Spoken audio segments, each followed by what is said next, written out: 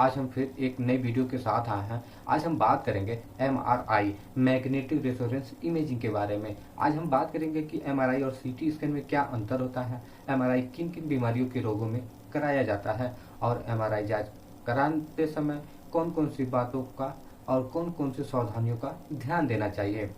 जी हाँ, अब हम बात करेंगे कि MRI और CT स्कैन में क्या अंतर होता है। MRI मैग्नेटिक फील्ड पर कार्य करता है, जबकि CT स्कैन रेडिएशन किरणें पर कार्य करती हैं।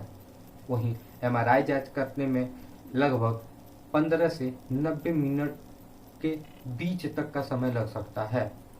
वह डिपेंड करता है MRI शरीर के कौन से हिस्से का हो रहा है। वहीं CT स्कैन में 10 से लेकर 20 मिनट तक का समय लग सकता है। अब हम बात करेंगे कि MRI किन किन बीमारियों के रोगों में कराया जाता है। हृदय संबंधित अगर कोई भी समस्या हो तब भी MRI कराया जाता है। अगर किसी भी महिला के ब्रेस्ट में कैंसर हो तभी ये जांच कराया जाता है। अगर कोई भी पुरुष हो या महिला हो उसके पेल्विस में कोई भी समस्या हो तभी ये जांच कराया जाता है। मानसिक व रीढ़ की हड्डी में कोई समस्या हो तभी ये जांच कराया जाता है। अगर कोई भी महिला बाझपन हो तो उसके अंदर यूटेरिन की समस्या का जांच करने के लिए भी ये जांच कराया जाता है। अब हम जानेंगे कि MRI में कौन कौन सी बातों का और कौन कौन सी सावधानियां का ध्यान रखना चाहिए। MRI रूम में दाखिल होने से पहले ये सुनिश्चित किया जाता है कि मरीज के पास कोई भी मेटल की चीज ना हो और कई बार अनजाने में ये गड़बड़ी हो जाती है। और MRI स्कैन के दौरान मरीज के शरीर में अगर कोई मेटल की चीज रह जाती है तो ये मरीज के लिए खतरनाक साबित हो सकता है, क्योंकि MRI स्कैन के बीच में मेटल के इन टुकड़ों को मैग्नेट बहुत तेज गति से अपनी ओर खींचेगी, जिससे मरीज के शरीर को गंभीर चोट पहुंच सकती है। इसके अलावा जब MRI स्कैन होता है तो MRI स्कैनर के अंदर काफी तेज आवाजें भी निकलती हैं, जिनसे कभी कभी मरीज को घुटन का एहसास होने लगता है। उसे ऐसा लगता है कि कुछ ही देर में उसकी मौत हो जाएगी। असल में ऐसा कुछ भी नहीं होता है। दरअसल MRI स्कैन के दौरान निकलने वाली आवाजें मरीज को किसी भी तरह का कोई नुकसान नहीं पहुंचाती हैं।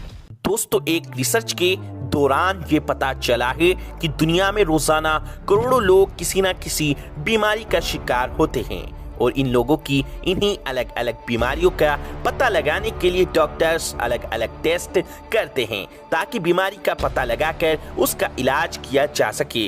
इन्हीं टेस्टों में से एक टेस्ट है MRI स्कैन।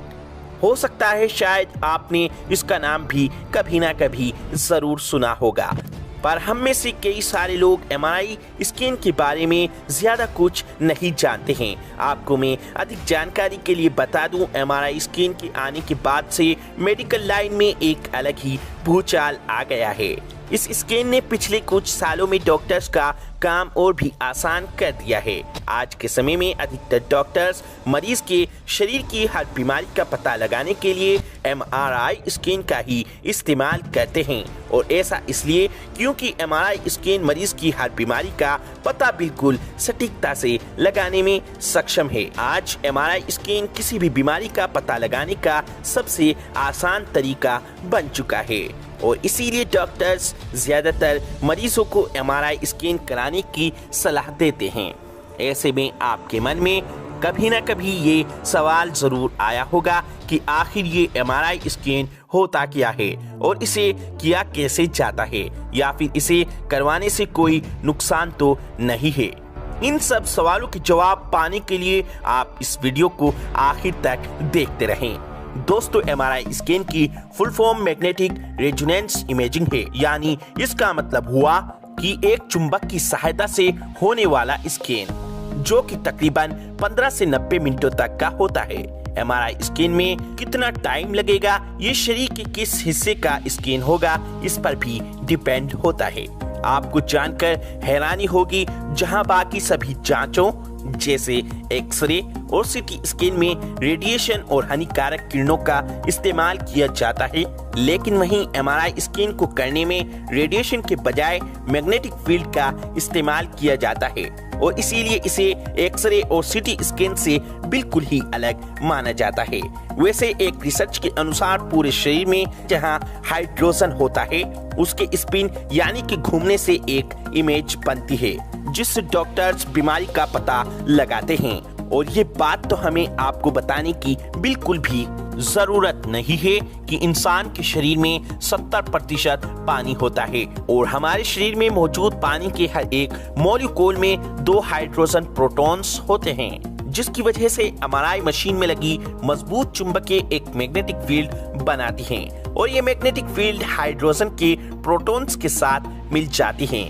इस तरह ये दोनों मिलकर हमारे शरीर की डीप तस्वीर लेते हैं, जिन्हें कंप्यूटर्स पर देखकर डॉक्टर्स किसी भी बीमारी का पता लगा लेते हैं। एमआरआई स्कैन की मदद से शरीर के अलग अलग अंग जैसे दिमाग, घुटने और रीढ़ की हड्डी में मौजूद अलग अलग बीमारियों का पता लगाया जा सकता है। एमआरआई स्कैन कराने से पहले बहुत सी ऐसी बातें होती हैं जिनका ध्यान रखना होता है, वरना इससे किसी भी इंसान को काफी दिक्कतों का सामना करना पड़ सकता है। मरीज के शरीर में जितनी भी ज्यादा मात्रा में पानी होगा उसका एमआरआई स्कैन उतना ही सटीक और डीप होगा। एमआरआई स्कैन से पहले डॉक्टर्स मरीज से कई सवाल करते हैं और उनकी सेहत के बारे में जितना हो सके उतना जानने की कोशिश करते हैं, क्योंकि इससे उन्हें एमआरआई स्कैन को अच्छे से करने में मदद मिलती है। एमआरआई स्कैन से पहले डॉक्टर्स मरीज के शरीर पर मेटल की हर एक चीज को बाहर निकलवा देते हैं। अगर कोई मरीज घड़ी, नेकलेस या मेटल से बने हुए नकली कानों में ज्वेलरी पहने होता है तो डॉक्टर्स बाहर ही उसके शरीर से ये सब कुछ उतरवा लेते हैं और किसी सेफ लॉकर में रखकर बंद कर देते हैं, ताकि एमआरआई स्कैन होने के बाद मरीज को उसकी चीजें वापस से लौटाई जा सकें। आपको ये जानकर हैरानी होगी कि कुछ मामलों में तो इंसान के शरीर में टैटू होने की वजह से भी उनका एमआरआई स्कैन होने में दिक्कत आ जाती है। इसीलिए मरीज को अपने बने शरीर के बने टैटूज के बारे में डॉक्टर्स को पहले ही बता देना चाहिए। अब आपके मन में ये सवाल आ रहा होगा, क्यों आखिर एमआरआई स्कैन से पहले हर मरीज के शरीर से मेटल को पूरी तरह से निकाल दिया जाता है? डॉक्टर्स अगर चाहें तो मरीज के शरीर से मेटल को निकाले बिना भी एमआरआई स्कैन कर सकते हैं, पर वो ऐसा क्यों नहीं करते हैं? तो असल में इसका एक साधारण सा कारण है, वो ये कि एमआरआई स्कैन पूरी तरह से चुंबकों की मदद से होता है। ऐसे में अगर कोई भी मरीज मेटल के साथ एमआरआई स्कैन कराएगा तो एमआरआई स्कैन में लगी चुंबकें उस मेटल को अपनी ओर अट्रैक्ट करने लगेंगी, जिससे एमआरआई स्कैन के दौरान कई दिक्कतें आएंगी और इससे मरीज की जान को खतरा हो जाता है। इसीलिए एमआरआई स्कैन में मेटल को ले जाने की इजाजत नहीं दी जाती है।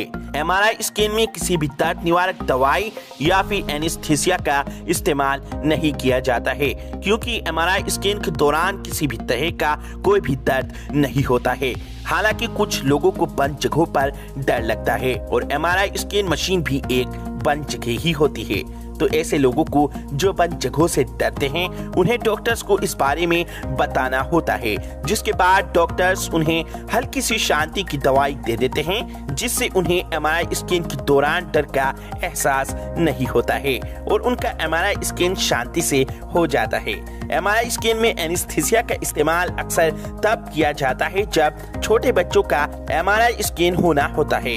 ऐसा इसलिए क्योंकि स्कैन के दौरान स्थिर रहना बहुत जरूरी होता है और छोटे बच्चे अक्सर जागने के बाद एक जगह नहीं रुके रह पाते हैं, तो इसीलिए इन्हें स्थिर रखने के लिए एनेस्थीसिया दी जाती है। आपको मैं एक और बात बता दूं कि अगर किसी मरीज को गुर्दे की गंभीर बीमारी हो तो उसे इस बीमारी के बारे में एमआरआई स्कैन से पहले डॉक्टर्स को बता देनी चाहिए, जिसके बाद डॉक्टर्स उससे पता करते हैं कि मरीज के गुर्दे कितनी अच्छी तरह काम कर रहे हैं। अगर उसके गुर्दे अच्छे से काम नहीं कर रहे हैं तो उसका एमआरआई स्कैन नहीं हो सकता है। अब आपको ये तो पता चल गया है कि एमआरआई स्कैन से पहले क्या क्या होता है, पर आपका अभी भी एक सवाल है जो आपके मन में अभी भी मौजूद है कि आखिर एमआरआई स्कैन होता कैसे है। दोस्तों, एमआरआई स्कैन एक छोटा सा सिलेंडर होता है जो कि खुला होता है। MRI स्कैन के दौरान मरीज को इस मोटर से चलने वाले इस बिस्तर पर लेटाया जाता है और फिर इस बिस्तर को सिलेंडर में रख दिया जाता है, जिसमें मैग्नेटिक फील्ड के द्वारा मरीज का स्कैन होता है। मरीज के शरीर के किस हिस्से को MRI स्कैनर के अंदर पहले ले जाया जाएगा, ये शरीर के किस अंग का MRI स्कैन किया जाएगा, इस पर डिपेंड करता है। इसके बाद MRI स्कैन मरीज को स्कैन करना शुरू कर देता है और तकरीबन 15 से 90 मिनट के अंदर मरीज का MRI स्कैन हो जाता है। MRI स्कैनर को ऑपरेट करने के लिए कंप्यूटर्स का यूज किया जाता है, जिसमें MRI स्कैन की हर छोटी से छोटी डीप इंफॉर्मेशन दिखाई देती है, जिसे देखकर ही डॉक्टर्स मरीज की बीमारी का पता लगाते हैं। कंप्यूटर में MRI की तस्वीर को धुंधला होने से बचाने के लिए बहुत इम्पोर्टेंट है कि मरीज अपने शरीर की स्कैन होने वाले अंग को तब तक स्थिर रखे जब तक कि रेडियोग्राफर आपको आराम करने के लिए ना कह दे, और इस तरह किसी भी मरीज का MRI स्कैन पूरा हो जाता है। तो दोस्तों, आपको ये वीडियो कैसी लगी? अगर आपको अच्छी लगी हो तो इस वीडियो को लाइक, शेयर और चैनल को सब्सक्राइब भी जरूर करें।